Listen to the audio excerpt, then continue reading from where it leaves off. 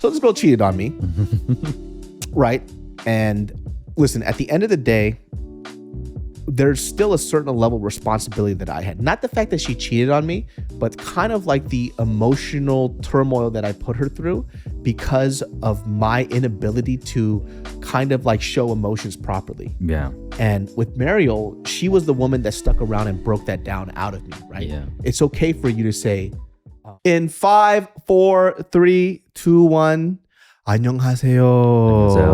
안녕하세요. I'm a so Korean now. I went to the motherland. Forever soju. I only eat getnip and drink soju. That's it. I'm so Korean now. So, congratulations, Johnny Depp.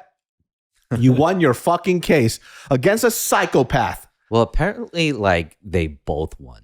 What do you mean? Because Amber Heard countersued him, right? Mm-hmm. So he won $15 million, but she won $2 million. From what? Because one of Johnny's past lawyers from the previous case said that her story was a hoax, and then she won the case that the fact that it wasn't a hoax of a story. Oh, so she only lost $13 million. Yeah. But here's the thing, apparently. I think if you Google it, she's only worth $8 million. Her $8 million worth it was from the original divorce settlement. That's what's left? Yeah. Well, this is the crazy thing, right? I'm not sure if I mentioned this before, but you could go into the whole litigation process of them going back and forth, specifically with Johnny Depp's lawyer. I forgot her name, but she was Camille something. Yeah, she was ripping into Amber Heard. Yeah. And this part was so awkward. So she was saying basically, she goes, so you didn't donate all of your divorce proceedings to whatever the Children's Foundation. I forgot which charity it was. No, it was the ACLU. Yeah, ACLU. Yeah, who in fact wrote the first draft of that fucking op-ed apparently. Yeah. And attached her name to it. So yeah, that's another wild thing. It's all fucking crazy. Yeah. And she goes, no, I pledged my money. Did you give the money or not? You know, and then she's trying to dance around it. She goes, I pledged it. I wasn't allowed to. That shit went on for like 4 minutes or some shit. It was just so back and forth, into the point where the judge was like, all right, let's just move on. Cut. Yeah. Next question. She's just clearly dancing around this shit. Yeah. She didn't donate any of the fucking money. Yeah. Well, what was donated was actually donated from Elon Musk. Hilarious. Under Amber Heard. So you know how they used to date, right? Mm-hmm. Before that. And then there was that shit with that video on the elevator with them making out in the... I never saw that. You didn't see that? No. That was part of the case, that she brought fucking James Franco and Elon Musk to Johnny Depp's penthouse. Yeah, it was... And then the fucking lobby, the doorman, like, had it in account that they came in. And she was making out with Elon Musk? Yeah. Yeah. Listen, I love Elon Musk, but that's not a man you should ever make out with. Unless you're trying to marry him. Yeah. Like, who the fuck ever looks at Elon Musk and gets their pussy wet to hook up with, unless you're trying to marry him? Hey man, billionaire breath is just as good as like 6-pack abs breath, right? Yeah. But so here's my little shout out to Elon Musk theory, right? Mm-hmm. So the week or day, I think it was like literally days apart, when the evidence was submitted with this fucking video of James Franco and Elon Musk on 2 separate occasions going up, you know, to fucking his fucking house, to Johnny Depp's house. The audacity. Is when he announced that he was going to buy Twitter. Oh. It fucking overtook the headlines of this elevator thing, right? And more people heard about James Franco, but the thing was, Elon Musk was in that whole... See, that's the crazy thing. Loved square. Because I remember originally they said that they were going to bring James Franco up to either to testify. Yeah. But then he didn't have to. So I didn't hear about the Elon... they said that they were dating. I didn't know there was like footage of them making out in the fucking elevator. Dude, there's like footage of Amber Heard and Elon Musk at home. And Amber Heard is like verbally abusing him. You know, and Elon Musk, they weren't even together. No, they were together. Oh, they were together. Yeah. There was a while where they were together. What was she saying to him? Like, it was just like down talking him like he's a child, you know. And this guy's a billionaire, like genius. Yeah. You're so fucking dumb. I mean, the same way she talks to Johnny Depp. She was talking to Elon Musk the same way. Oh, so she's just toxic as fuck. Yeah. That's yeah. I wonder what she's berating one of the most brilliant minds in our current situation, like in our century right now. What the fuck are you telling him? What are you berating him about? Let me tell you something. You're so fucking dumb. Why don't you put gas in your electric cars so they could, I don't know, go even further? You fucking dumb idiot. I mean, yeah, she's crazy all around. I mean, like, the other fact is that she's actually been arrested for domestic violence in Seattle. What? Yeah, she is bi, and so she was dating a girl in Seattle, and just punched her in the pussy. Something, yeah, and Amber Heard got fucking arrested for domestic violence. Like Jesus that was out there too. So yeah, in the end, yeah, Johnny Depp quote unquote wins, even though they technically both win. But then he gets, 15 million. Well, I mean, or 13 million in the end. The interesting thing about this too is like it goes back to, I feel, there was that time during the whole Me Too movement, right? And there was a headliner before the Me Too movement, which was Believe All Women. Believe All Women. That's, in fact, when I was waiting in the car right now, I was scrolling through Twitter. Believe All Women is trending right now as a sarcastic hashtag towards Amber Heard. And which is, damn, dude. Yeah. Yeah. Well, first of all, I understand where that stemmed from, right? Because the scale was tipped over the other way, right? Mm-hmm. Where women were they just weren't believed at all. They're like, oh, what? They were victim blaming. It's like, well, what were you wearing that night? Were you wearing a skirt? Why didn't you close your legs? Mm-hmm. Like, didn't you do this or that? Why did you go to his house wearing a skirt unless you didn't want to get fucked? It would be those type of terrible, terrible conversations that would happen, which is the reason why the hashtag Believe All Women came about. Which I understand, but when you say something that blanket, why is it so binary? Yeah, why is it so black and white? I don't.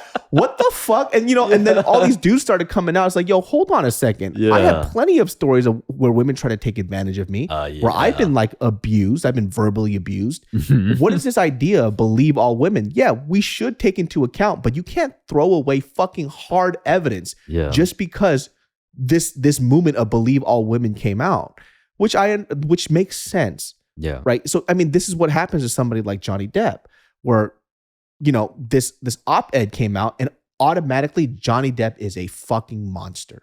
Yeah. There was no thing of like, okay, well, let's see the evidence. Let's see what Johnny Depp has to say. They just go straight to, he beat the shit out of Amber Heard. Yeah. He's a terrible fucking human being, which albeit the man did a lot of coke. Yeah. He looks like prime suspect number one. Yeah. He's kind of perma-fried. Yeah. He has literally become Jack Sparrow like now. Mm-hmm. Yeah. He looks a little funky. He looks like he might beat a couple of people every now and then.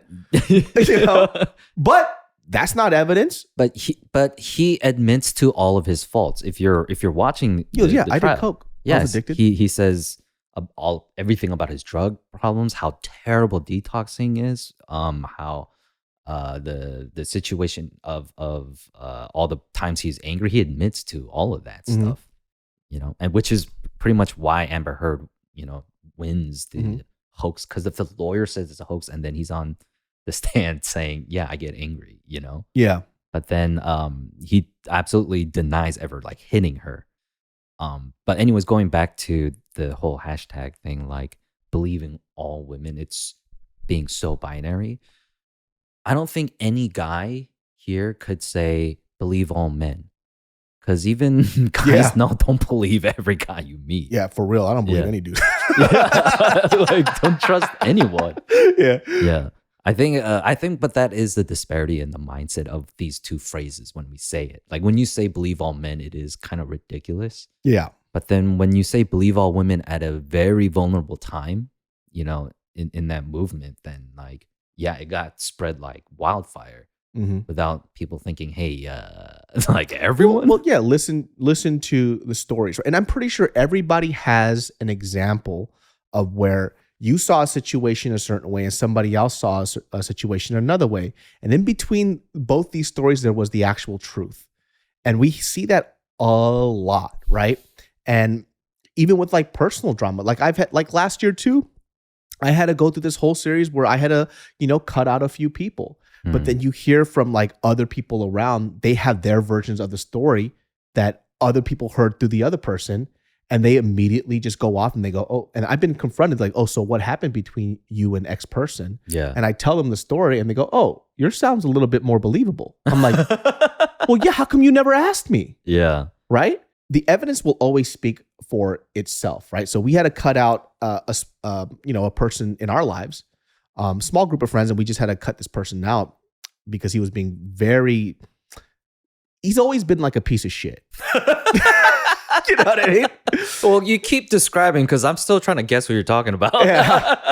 I'll tell you after. Yeah. But he's always been like a piece of shit. And then I kind of went against my initial instincts. And usually with my gut instinct, whether I'm right or wrong, I kind of stick to it and then I just see what happens after. So when I first met this person years ago, I didn't like this person generally off the jump. Right, we didn't really vibe very well, and then when we went on this like trip together, I really got to see this person's true colors.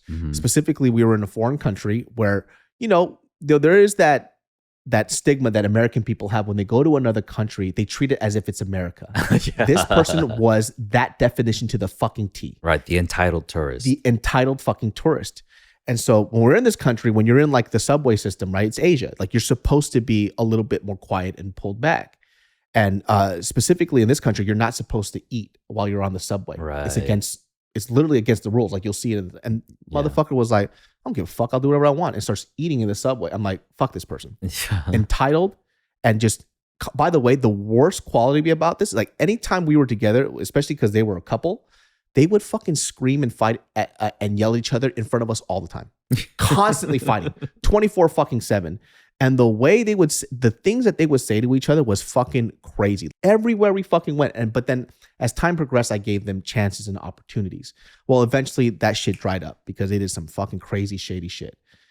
Cut this person out, and lo and behold, starts bad mouthing us to all these other people. But the one common denominator is how's the fact that everybody in this group kicked you out? Yeah. And everybody in this group says the same thing about you, but you're the only one that says different stories about everybody. Mm-hmm. You're the problem. Yeah. And if you look into their past, they don't have any of their friends from the past. And the only time they bring up friends from their past, it was so funny. Like they started hanging out with their old friends from back in the day after we left them. Yeah. And then all of a sudden you start hearing stories about saying like, oh, these people are my best friends. They've always been down to ride with me. Funny thing is, it's like, if I met one of them, I would tell them, oh, did you know that they called you a loser? They said that you're the reason why they've never been able to get out of their shitty situation because they were hanging out with people like you, and that you're the reason why they were never able to elevate themselves until they met us. Did you know that they said that about you? Right? Yeah. Doesn't know any of that stuff. Yeah. But, just for like outside appearances, they want to go ahead and make sure that, oh, I was wronged. But, like I said, it's immediately believe that person's story. But when, people start talking to me one-on-one or the other people, they go, oh, that story makes a little more sense because I never really said anything terrible about them. Yeah. I just said, hey, things didn't work out. They grew to be different people than we thought. I wish them all the best. Yeah. Them, on the other hand, bad-mouthing the fuck out of all of us. It's like, why the fuck do you do that? Yeah. Right? Because if you wanted, we could make this a problem. I can go to every person that you were talking shit to, and we could sit in a circle. If we sat in a circle, right, we had a conversation, and we brought every fucking person around that you were talking terrible things about us to, would you be able to say that same thing and corroborate that story? You wouldn't be able to. Yeah. You're behind the safety of no contact. Exactly. And the hard part about the relationship already being over. Mm-hmm. It's because I've realized these type of people, like unless you really are that truly conniving, most people really don't know that they're writing their own story or making their own narrative where they're going to come out on top as a good person. Almost to the point where they feel like they have to tell the story out loud to so many people so they can believe it themselves. They believe it. Yeah. Oh, I thought you were this. Oh, I thought you guys were like, it was this way. But then because it's not like they care that much. It's just they heard it one way and it's like, oh, okay, I guess that's the way it is. Yeah. And listen, like changing stories is so fucking hard. I get caught up all the time because every time I tell a story from my past, I'm trying to be careful enough to where I don't tell too much information where it can lead back to these people, because I'm from a small town. And I've said this multiple times before. And so like certain details will change, but the heart of the story is the same. And the reason why that happens is because I have to change these details.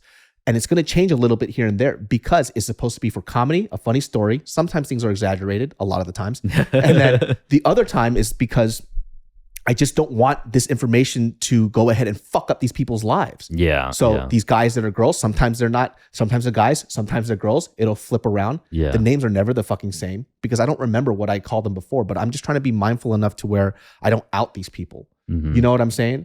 My lovely genius farts, this podcast is brought to you by longtime sponsor, BetterHelp. My friends, life can be so overwhelming and many people are burned out without even knowing it. Symptoms can include lack of motivation, feeling helpless or trapped, attachment fatigue, and so much more. I don't know how many times I can tell you how much I love BetterHelp, but I know it's helped a lot of people who have been listening to this podcast because I've been getting messages consistently that they have been working on their mental health and it's become an important part of their life, and that's why they feel better. I know there's a weird stigma about it, but I've been going to therapy for a long time and I'm no perfect person, and when I'm stressed out, I need better help. Guess what? BetterHelp is customized online therapy that offers video, phone, and even live chat sessions with your therapist, so you don't have to see anyone on camera if you don't want to. It's much more affordable than in-person therapy, and you can be matched with a therapist in under 48 hours. Genius Brain listeners get 10% off their first month at betterhelp.com/genius. That's betterhelp.com/genius. So I understand, like, when these people try to tell their stories, they always spin this new story and they don't know how to back it up again because they don't know what the fuck they're saying. Yeah, I mean, it ties into obviously a lot of our insecurities about what people think about us, right? But then that goes to show like they don't want to lose control, of what people think of them as well. Like I said, nobody wants to be a bad guy. But then it prevents us from actually knowing where we fucked up. Yeah. And growing and being the better person we think we want to be. Yeah. Right. Or we say that we are. Right. I mean, the first sign is really like you got to know when you fuck up. Yeah. And the crazy thing is, when sometimes things don't work out, especially in terms of like relationship senses with like friendship, I don't have an objective after we split to go ahead and destroy your name.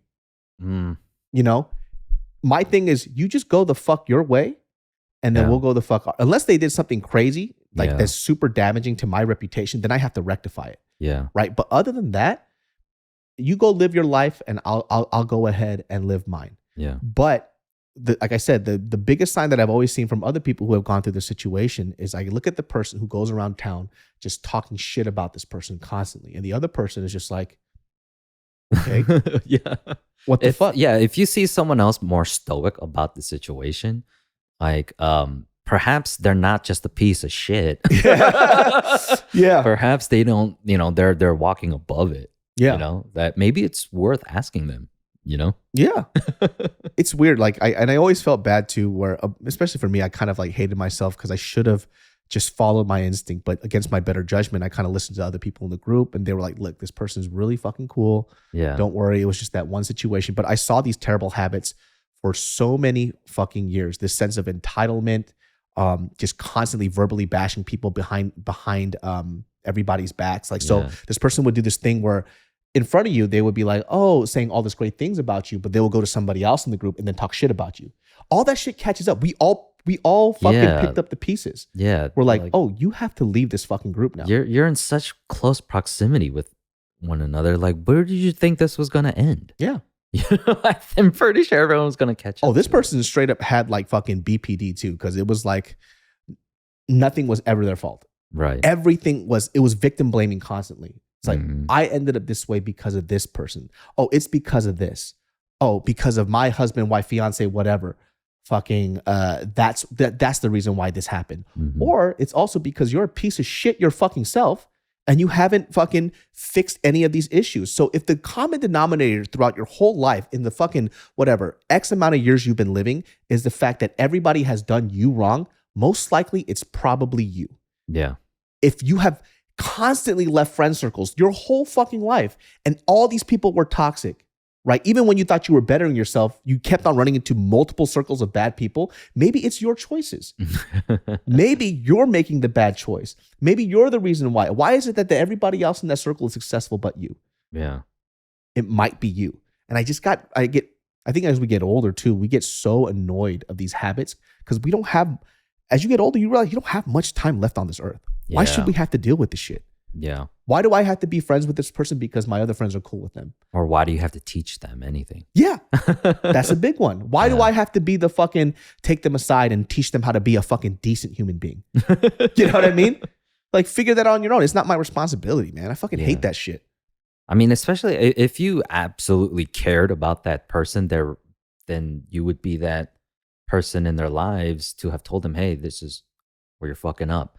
But then it happens, because of whatever the household they grew up in. It's, they were never seen or shown anything better. Empathy only goes so far. We talk a lot about empathy, and I think empathy is very important. Like when you get to understand somebody's story and it encapsulates kind of their behavior, whether it's good or bad, and it gives you, kind of an understanding of where they're coming from. Yeah. It helps you manage your relationship with them a lot better. But even then, that has a fucking limit. I can understand why you are the way that you are, but I don't have to be around to deal with it. Yeah. Right? Like the Johnny Depp and Amber Heard case. Amber Heard might have had a terrible living. Yeah. Growing up. She might have had a terrible life.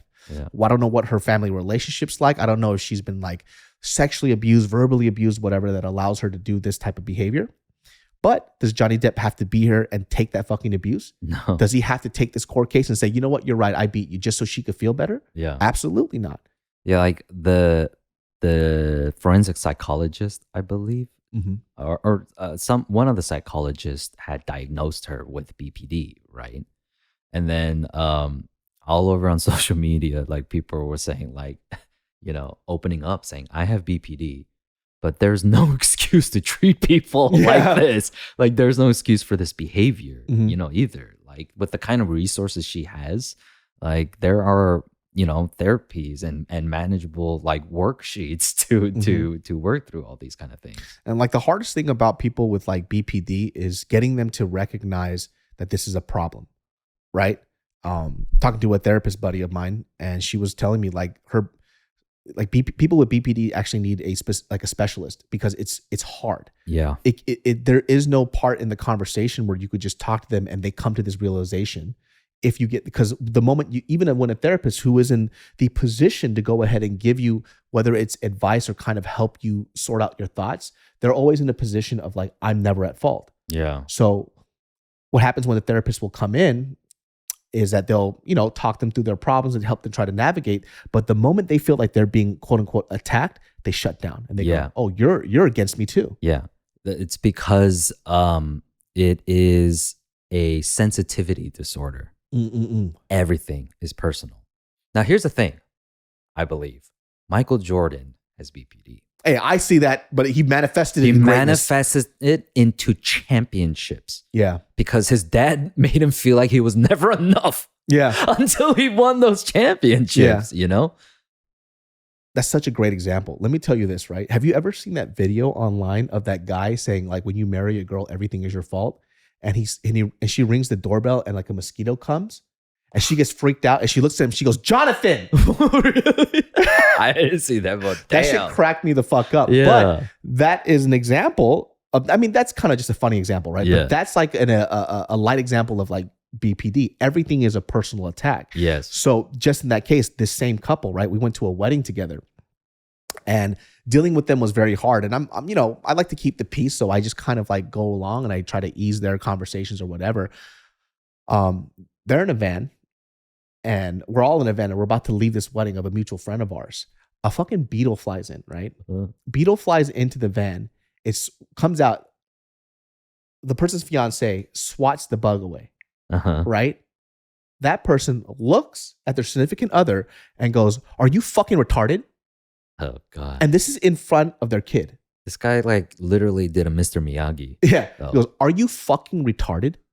Right? And I'm like, like, what the fuck? What the fuck? He goes, "Why the fuck would you swat that shit towards me?" As if the person did it on purpose. Yeah. And I'm sitting there just boiling. I'm seething because the idea that you could say that in front of, number one, your kid, and then on top of that to your significant other while other people are around, is such a high level of disrespect. It was hard for me to swallow. Yeah, like why did he deserve that kind of humiliation? Yeah.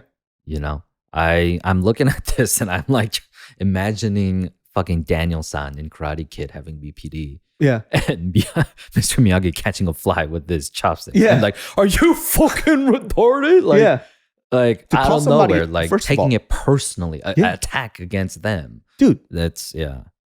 To go out of your way and do that and humiliate somebody in front of other people. And, you know, by the way, that's whether you're doing this in private or public is unacceptable.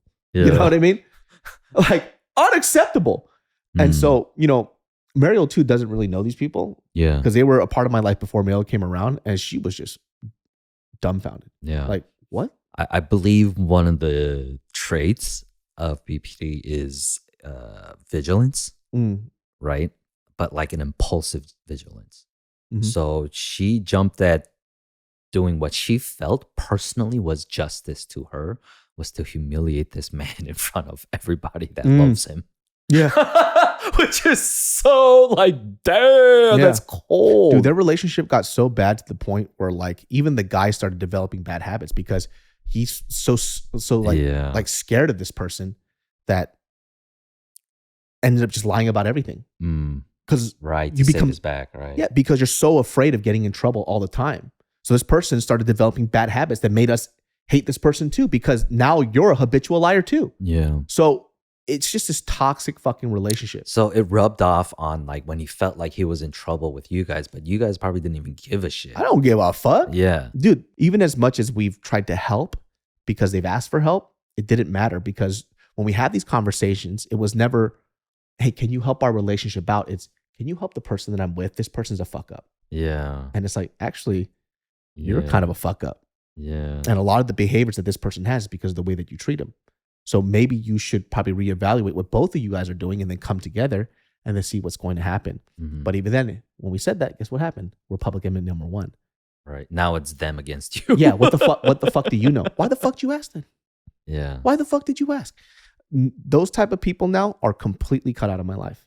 And I think like because we grow up in a church system, when we see somebody who's hurting or somebody that we, you know, supposedly care about, we want to help them. Yeah. But the downfall of that is that their problems become yours. And because it's not technically your problem, you can't fix or solve it for them. Yeah. And so you just get dragged constantly. And then all of a sudden, from somebody who's trying to help them because of his advice that they asked for, you somehow become their enemy. What do you do? They become like an energy vampire, because all they do is like complain, but with zero solution, or knowing you have no solution. And it just drains the fuck out of everyone, especially them, because they're not getting a solution. But it's like, why are you asking it for something that's completely depleted? Yeah. And you know, it's funny when I cut people out, you cut them out fucking completely. You don't think about them. You don't really talk about them, right? Obviously, this is a podcast, so we're bringing it up in conversation. But a buddy of mine told me, they're like, dude, did you know that person fucking posted a photo of their mom, and that person and their mom, they've been open about how much they hate their mom. Right? Abandonment issues or whatever. And then he was telling me the title was like, this person has always been my day one, has never left my side. I love my mom. It's like, dude, you're a fucking psychopath. Yeah. And it's literally a few days after we cut them off. It's like, man, dude, you can't help these people, man. It's super fucking hard. So like, what do you do, man? And I'm pretty sure a lot of people who are listening now, like if you recognize this type of behavior with people in your group, I'm telling you right now, cut them out. You're not going to be able to help them because they don't want to help themselves. They're perfect. In their mind, they're perfect. They're never wrong. Well, I mean, it ties into like a cognitive thinking kind of behavior pattern, right? Where when they're faced with trauma in front of them, it's fight or flight, right? And well, whatever mechanism that they find, right? They have to come up with a story to explain what is going on around them, right? So they create their own reality, literally. And to them, this is their truth, no matter what. By the way, that was that person's favorite phrase. Their truth. This is my truth. Yeah. Well, there's the objective The truth. objective truth. You fucking psychopath. Yeah. And then because they are constantly faced with opposition, right? And you could say an existential threat, they will double down in their toxic extremist ideology of their truth. Yeah. Their truth, then they will double down, which creates a bigger and bigger hole, if you would say, right? Mm-mm. And everything I'm saying right now is the entire plot to WandaVision. That was her whole thing, right? Mm-mm. With Wanda was like she couldn't face the fact that Vision was gone. Yeah. You know, and like this home they were supposed to build wasn't there. And out of her immense grief that she was faced with her powers, she created her own reality, right? In order to maintain it, she had to keep expanding it and force her will and her thought of her reality onto the people around her, all around her whole existence, right? I mean, that's why WandaVision to me is great, because it totally touched on the way people deal with grief in a superhero manner with their superhero powers. Dude. Anyways, just going back to it, but like that's so what good. people do. That's what people do. Yeah, I mean, I think it's easier for us to pretend like we're a victim than rather than deal with the fact that we were the problem. Yeah. Right? And I've definitely had a lot of those moments when I was younger, right? Specifically in relationships, right? I'll give you a great fucking example. There was a girl that I was with. She was a Korean girl, and you knew her. She when it was when we were living in apartment 904. Yeah. So this girl cheated on me, right? And listen, at the end of the day, there's still a certain level of responsibility that I had. Not the fact that she cheated on me, but kind of like the emotional turmoil that I put her through because of my inability to kind of like show emotions properly. Yeah. And with Mariel, she was the woman that stuck around and broke that down out of me, right? Yeah. It's okay for you to say, I love you more than just once or every fucking blue moon. Yeah. Right? And for me, it was like this idea, it was this defense mechanism that I built up, maybe hypothetically would have done something to him if I had asked. Yeah. That's how angry I was, right? Yeah. But I remember after that moment where I was so fucking just pissed off, screaming at the top of my lungs, I had this moment where I saw a mirror, right? Not an actual mirror, but where I saw my reflection. I was like, you're a fucking clown, bro. Like, how dare you let this person like control your emotions, right? Yeah. Whatever they did happen, now you need to figure out what you're going to do. Well, we ended up staying together for like another month or two, but I broke up with her after because I couldn't reconcile the fact that she cheated on me. Yeah. Right. And it was hard. But then after we broke up, I had this moment where I was like, I had to think, why? Why did she cheat on me? I'm not a perfect human being, clearly. Yeah. So what did I do? And I had to look back at things and I was like, you know what it was? It was her trying to get my attention because I wouldn't give her the attention that she honestly in a committed relationship she deserved. Oh. So for example, it when we had a conversation, it stemmed from this idea. So I have a friend named Julie Zahn. Yeah. Right?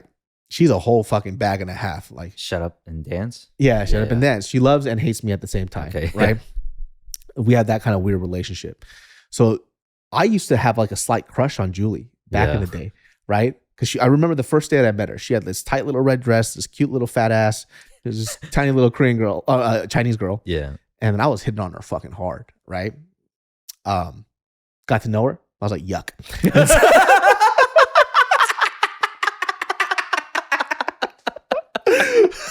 Should have kept your mouth shut. No. We ended up becoming really good friends. Yeah. So before I got together with this girl, I specifically told her, I was like, hey, years ago, I had a crush on Julie, right? I didn't have to do that, but I like being honest. Yeah. And I said, but clearly I don't. Yeah. You know what I mean? Yuck. So, and they're friends, right? They knew each other because their mutual friend was her sister. Right. And so I said, hey, are you okay with if we still, and by the way, because our friendship we never saw each other that often. We saw each other for projects and work when we would act together. But, listen, if this woman who I'm with, and I'm somebody who's, very monogamous, I'm dedicated to the person. I was like, listen, if you want me to stop talking to her, I can have a conversation with her and say, hey, because I used to have feelings for you, she doesn't feel comfortable with us hanging out together. Yeah. So, for now, as we figure this out and we kind of establish our relationship, maybe we shouldn't talk. I gave her that option. She goes, no, I love her. I trust you. I trust her. It's great. So there was a day that my brother and Julie came over, right? Yeah. And Julie and I, we fucking crack each other up. And my brother, we're laughing our ass off. And then she came into town because she was at pharmacy school out in Stockton. Yeah. She comes in, flies in, and Julie is there. I tell her, by the way, this is the first time I saw Julie that whole year. Yeah.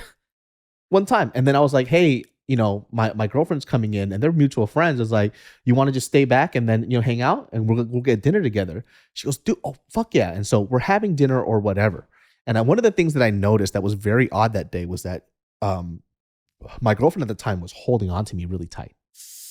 Was like kind of like putting her hands in my back pocket of my pants, but like, kind of like possessive, Yeah. which was very unlike her. And I was like, hey, stop. And she said in Korean, she goes, "Where dekonde," which means why? Yeah, You're mine. You're mine, yeah. And I was like, this is a little weird. She's never done that type of stuff.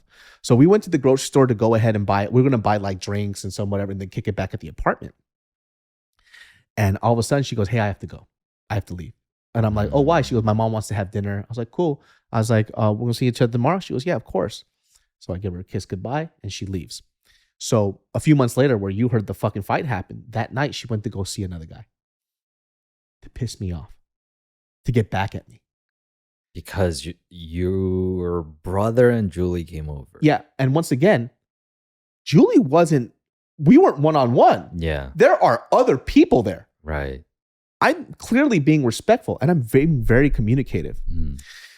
And then the other thing that happened after that, I think was her last straw, was like she went to Vegas, right? And I had this thing of like, I think back in the day, I didn't want to feel like a needy guy because my very first girlfriend, I was profusely just oozing over her. And I think like what I thought was that because I did that, I pushed this person away. So I was very mindful about giving people their personal space. So when she went to Vegas to go see her friends, all I said was, hey, text me when you're there and have fun. You don't have to message me. Just let me know when you're back home. In her mind, she wanted a boyfriend to ask her how she was doing. Are you okay? Are you safe? Yeah. I never did that because I didn't want to be the pushy boyfriend. Right. And she wanted one. She wanted one. She was a little hurt that I didn't care enough to go ahead and check in on her. Right. But because of my past trauma, yeah, I decided not to do stuff that wouldn't have been pushy. It would have just been really kind to ask how my girlfriend is doing in Vegas. Right. But in my mind, I'm like, look, I trust you. I had trust issues when I was younger because I was the jealous boyfriend. I don't ever want to be that person again. So, taking that, just to go back full circle, I had to take on the responsibility to say, even though I was cheated on and it wasn't right, there were certain things that I did in my behavior that allowed this to happen. Because of my past trauma, I chose not to do things that made her feel safe and comfortable as a girlfriend. Yeah. And that was hard for me. I had to sit there and be like, and I know like certain people be like, you being cheated on is never your fault. To a certain extent, no. Right? Yeah. That person's behavior is that person's behavior. But I did play a part in creating insecurity in this person. And I could have dealt with it a lot better, Right. I mean, I think a lot of people would argue that it is your fault, especially in this situation. Yeah. Really. But I mean, only a cognitive person would be inclined to see, where their responsibilities came in this relationships. It's a two-way street, right? It takes two to tango here. It's not like everything is always one person's fault. And that is going back to the idea of people having to create their own narratives, That's a scary shit, dude. Yeah, the story doesn't make sense if it's so one-sided that way, Like, how did this happen that way? Like, what is the reason? It's like, this person is so terrible. It's like, well, why does this person have so many friends? How come people say great things about them but you? Yeah. So what's really going on here? How is it that 8 other people cut you out, but they're all still friends, but you're not? It's like they're trying to paint a picture of you, but they're using all the wrong colors. Yeah. And they keep telling the same story so they can believe it themselves, right? Yeah. And then for me, for that friend, I always like, I'm not saying this to feel better about myself, right? I genuinely feel bad for people who can't just step outside of their own body and say, what am I responsible for? Because for the rest of your life, you're always going to be a victim. But yeah, and it's continuous cyclical behavior because you were saying even as a tight-knit group, this person would talk shit, and then To each one of us. obviously it would go around, right? It's like obviously they're gonna hear it, but then even though you guys go no contact and you guys are apart from each other, but then you guys still have many mutual friends, yet that behavior continues. And I don't say Even a single though, bad thing about like them. this is the thread that it's gonna get back to you, Yeah. right? Especially because they already heard my story after they confronted me. Mhm. Because, like they're straight up and they understand that I'm straight up too. So I was like, listen, if you feel that certain way about me or you don't like me, let me tell you my side of the story. And guess what? If you hate me for it, hey, bro, don't waste your time with me. Be that person's friend, right? And there's a couple of people who felt that way. And guess what happened? They stopped being their friend. Wow. Because every time they would meet up, that person would talk shit about me. I was the center of their subject, not just me, but the other people. They would constantly, like every time, and they came back like, dude, every time we hang out with her, all they do is just talk shit about you. And I was like, and you only say good. And by the way, for me, I would only say good things about them because I don't want that person to live in misery. Because if that person's happy, my life becomes happier. Yeah. Because if they're happy with their life, they don't fuck up mine. Right? So if this person gets to live in joy, they won't be so fucking, I don't know, they wouldn't have so much angst towards me. Dude, way to go, Wayman. Dude, kindness is your weapon. Yeah. Right? It's his strategy. When going back to that move, Everything Everywhere All at Once is what we're talking about. Wayman has that moment when Evelyn chooses kindness. She hears Wayman out at the movie premiere, right? And that's when he starts doing his monologue about how kindness has become his strategy, his weapon to keep the peace, and to make the compromise and to get what he needs, what he wants in the end. You know what's crazy too? It's like just the other day, somebody, a mutual friend of ours asked, like, so, what happened to you between you and this person? I said, listen, you don't need to know the details, but if you want to stay their friend, stay their friend. They have a lot of great qualities. They've been through a lot of stuff. So just manage your relationship with them and, don't get too involved like I did. But if you keep it like that, you'll have a great fucking time. But just know that they have a lot of baggage. And if they start opening up to you, just know that take it with a grain of salt. And so, yeah, I mean, God bless you, dude. You're like giving this person like all of the mileage to grow, right? Like they've got a journey ahead of them. Like a lot of people and their mental health, they do. Everyone's on this marathon, right? You know what the crazy shit is though? After I said that, just to complete that part, the motherfucker came back to me a couple of days later. They're like, fuck this person. I was like, what happened? They're like, all they do is just fucking talk about how bad the life is. They talk shit. And I look at their posts and they're talking about how happy they are. Like, can't deal with this. I was like, hey, if you want to be a good friend, be there for them. Right? Yeah. Like I said, just have fun with them. And once they start opening up about their personal stuff, they're trying to drag you into their misery. Take them for what it is. The moment you engage in that type of friendship relationship with them is the moment you lose. They're actually very fun people, but only at a distance. Yeah. Don't get too close because you might get burned unless you're willing to take on that baggage. Well, I won't even lie, dude. Like a lot of the things that you say, like, like I recognize in myself, like the bad behaviors, and then I can look back, like you said, about how you had to take a step back and look at your hand in the game. And that, by the way, that is hard because I think when you judge yourself, it hurts your feelings more. And you start to kind of beat yourself up. You go, fuck, did I do this? Why did I do that? And I somehow had to like sit there and say, fix this behavior or it's going to continue in your future relationships. Like I said, thank God for fucking Mariel, because for her, I mean, obviously she has a lot of flaws too, but she... Yeah, well, let's get that in first. But okay. Let me just say that. All right. Hey, I love her, but it's only fair. Hey, you ain't perfect. Yeah. But she kind of poked at me in the right way to say like, hey, this is not a good behavior and you're going to have to fix this. And this is like behaviors that I knew, but nobody told me that. Yeah. And so when she said it, it's like, listen, if I want to be with her, not just her or with anybody else, I have to fix this here. Yeah. Because I'll carry it on to the next relationship. Not being able to like emotionally say, hey, I love you. You look pretty today. Give you gifts and flowers when I feel like I want to, because I'm afraid that at the end of the day, if I do this for you, you still might leave me. I got to fix this now. Yeah. It's going to carry on to the next relationship, you know? I mean, just bringing it back to how I said earlier about how we really have to, rather than creating this false reality around us, to tell a narrative, to justify our actions, even though we know we did something wrong, right? The first step is to acknowledge like where you made a mistake. Yeah. And to be okay with the mistake you've made, right? Because what's the first most important thing, is that you have to forgive yourself, Which is for the hard. mistakes. It was crazy hard. I mean, I struggle with that all the time.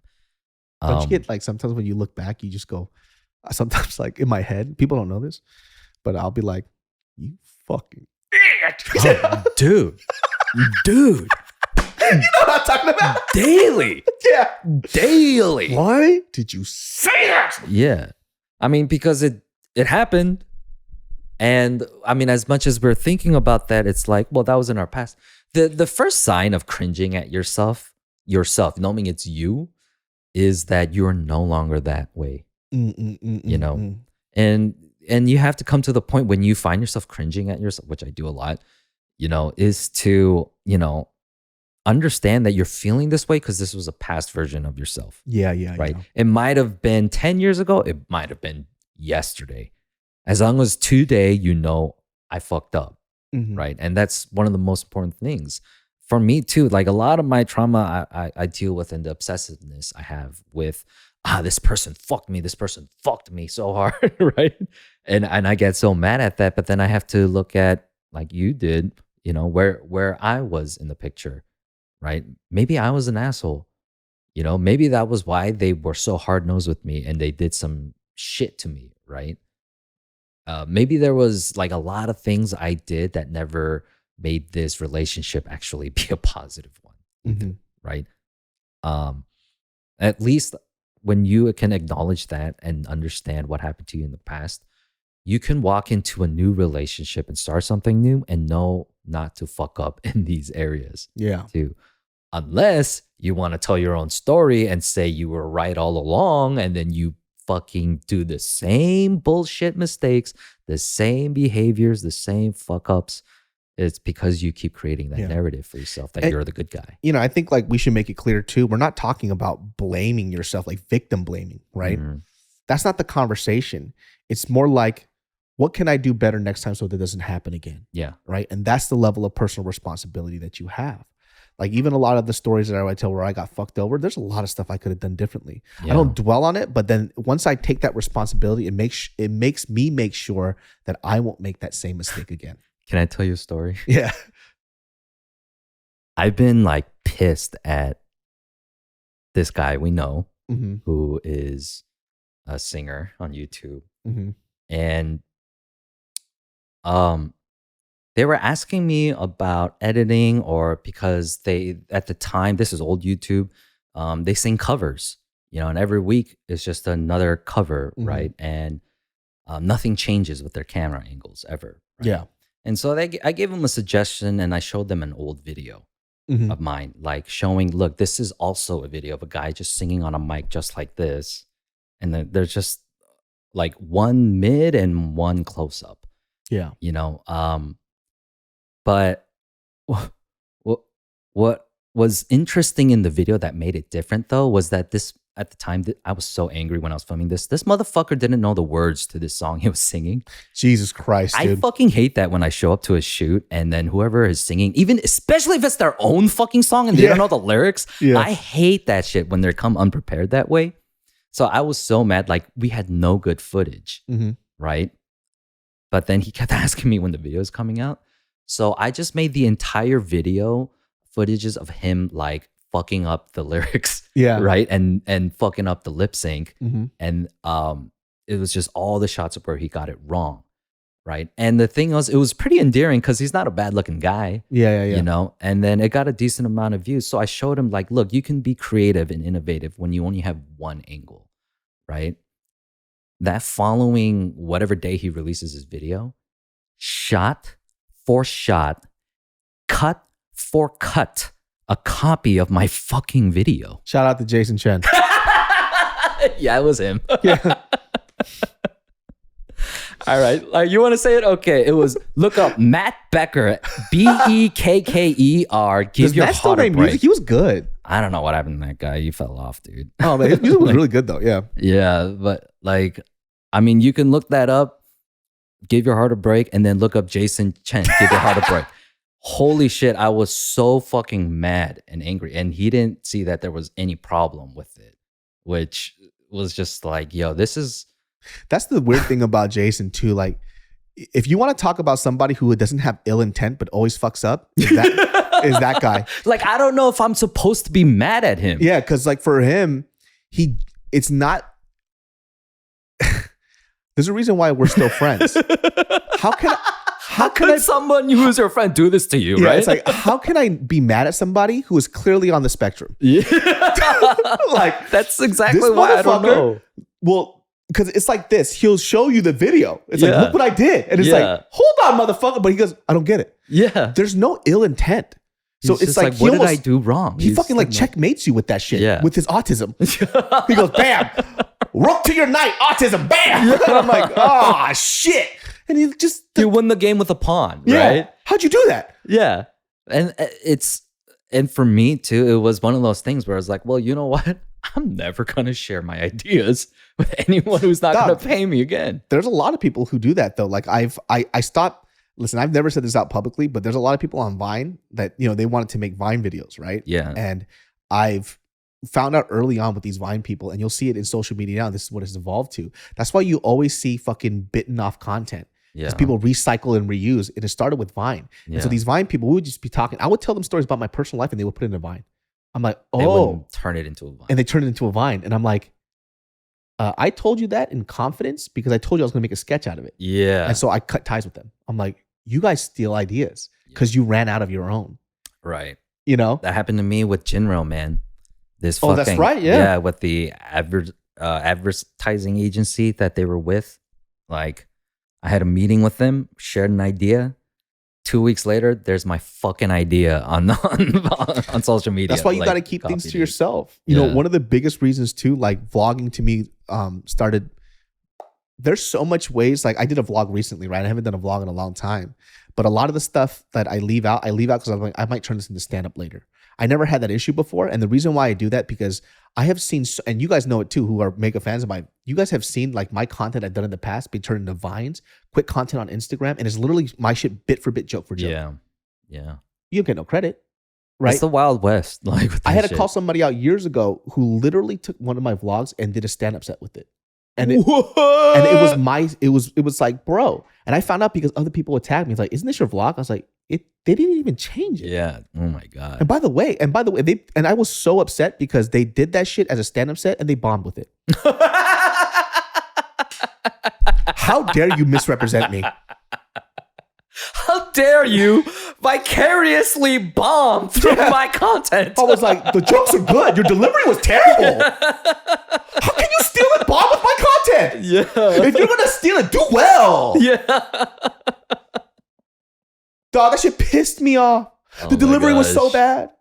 And I was like, and I messaged the person. I was like, hey, bro, you going to steal my fucking shit? Was he another Asian comic? It was another Asian comic. Right. And I actually still see it a lot till this day, and you know what? That's fine. Like that's how content is now. It's not fine, but how am I going to fight against it? Yeah.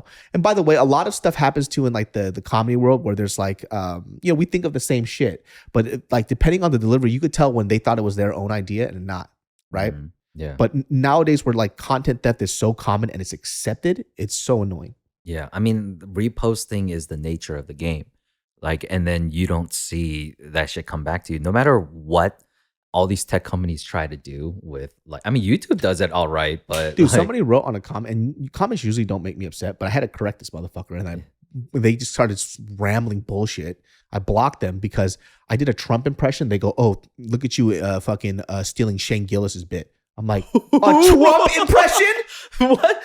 Every president gets an impression. Exactly. And so because I started watching a lot of Trump shit because, when they were comparing Biden and Trump being senile, and I just started picking up like Trump's mannerisms, right? And Shane Gillis did a bit where he's talking about the same mannerisms, but everybody can observe the same thing.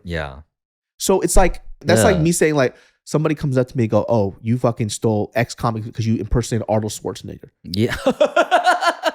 Like you have lost your fucking mind. Yeah. You coming at the wrong person, dude. Dude, I heard you do that chicken cross the road joke. Yeah. It's the audacity, but I get it too, right? But like I said, everybody's just going back and forth. It's like, so you could steal content, but then other times you're going to call somebody out for having, I don't know, the most general impersonation of Trump. Right. Like, what is this? What world do we fucking live in, man? I think it's, like I said, if it's in the comic world, it's obvious, it's pretty dog eat dog, right? Like I mean, I really enjoyed seeing the behind the scenes of the Bobby Lee, Brendan Schaub drama. Dude, I did a whole podcast on that shit. Yeah. And, you know, I think, you know, tying back to what we were saying earlier, like everyone has a narrative or whatever because they need to come out on top. Yeah. Because for some reason, life is a competition to them. And if somebody, for some reason, has something nice happen to them, that means you're losing. Then you are looking at life in the complete wrong way. Yeah, man. And like I saw Shane Gillis' I didn't see the whole thing, but I saw bits of it and it was really fucking funny. Yeah, right? I understand he's a funny guy. Yeah, he's fucking funny, right? But then like I was pretty incensed with some of those quote unquote jokes. And so like because I think the observation that I made, I mean, I have to look at the video again. I'm not going to correct it. Either way, I was talking about how if you look at any kind of Trump clip, he always says, wow, that's amazing, right? And I guess Shane Gillis did a bit where he explained it and he put it into his bit. But how everybody can observe that? It's pretty obvious. Even you know what I was saying when I said it. Yeah. It's wow, that's amazing. It's like if somebody else does an Obama impersonation and you're like, hey, those pauses and those intonations, you're copying me. It's like, no, that's his shit. Everybody hears that, man. Yeah, I didn't really appreciate that comment. Yeah. That one for some reason got under my skin. I think the idea with why people want to like jump on impersonations, like is such a weird paradox to me. Like you're still copying the original person themselves, you know? Yeah. So what's the originality in that shit? Yeah. Unless you like add your own twist or spin to it, you know. And even like for example, there was people were shitting on Godfrey in the comments. Godfrey is fucking hilarious, man. And there's other comics who say that Godfrey never bombs, and you know he does this like Steve Harvey impression. Oh, I saw that shit. It's so funny. That shit had me crying laughing, dude. But I heard Steve Harvey hated that shit too. Yeah. But it was accurate. Yeah. But Godfrey does this bit where he talks about Nigerian people because he's from Nigeria. Yeah. Right? Godfrey, where are you from? You know? And then he does this joke where he shoots a dart, right? He goes like, these motherfuckers, like, where are you going? And he'll shoot somebody and passes out. Well, Ari Spears did a joke like that too, right? And like, you stole that shit from Ari Spears. First of all, they're friends. Number two, Godfrey's Nigerian. Third of all, I've heard hella comics do that dart joke. Yeah. It's like, where are you going? I've seen that joke even before Ari Spears. Yeah. Like, but he did it differently. Like, it's not the same joke. And also, he's fucking Nigerian. Yeah. He's Niger. You can't fucking say that to that guy. If anything else, Ari Spears is impersonating his life. Yeah. So it's like, what do you do here? You know? Yeah. I think it's the whole idea of people can't take a joke. Yeah. Like they see the idea of coming somewhere to laugh. Instead, their idea is to fucking shit on everything. Yeah, yeah. Why are you there? Why'd you go to the comedy show in the first place? Like, what are they really saying outside of that? It's just like, hey, how are you, you know, putting any effort into differentiating yourself from another Korean comic? You know, it's like, why is that any of your concern? Yeah. You know? Yeah, but like I said, it's like 0.02% of people out there, you know, and I still defend their right to go ahead and write those comments because, you know, it's the internet. You can say whatever you want, but I'm allowed to clap back however the fuck I want to, bitch. And don't go back and be like, well, why are you? Oh, you're supposed to be the bigger person. No, I'm not. Who said? I'm not the bigger person. I'm very childish. Yeah. Why do you assume that I'm such a good person? Dude, you know how much effort it takes into making the kind decision? You know? Yeah. It's not easy. It's not easy at all, guys. Shit. Well, guys, that wraps up this episode of the podcast. Yeah. I feel like we had a subject to talk about. I forgot what it was. But yeah, there was something we were going to talk about. Yeah. I forget. But anyways, you can find Ed at EdParkVP, right? Check him out on the Instagram. And you'll see him on the Genius Brain podcast. Genius Brain every Sunday at 12 p.m. Make sure that you guys support our sponsors because they pay my fucking bills. Click on those links. Check out what they got because I love them and I love you too. And we will see you all next time. Peace.